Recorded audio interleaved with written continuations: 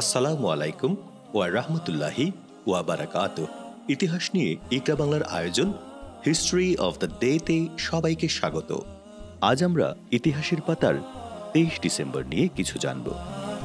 ১৮৩৪ সালের এই দিনে ইংরেজ অর্থনীতিবিদ ও জননীতিবিদ টমাস ম্যাথলাস মৃত্যুবরণ করেন।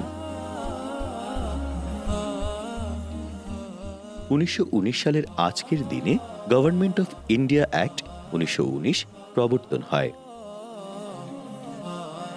১৯১৯ সালের এই দিনে মন্টেগ চেমসফোর্ড সংস্কার প্রস্তাব রাজকীয় অনুমোদন পায়।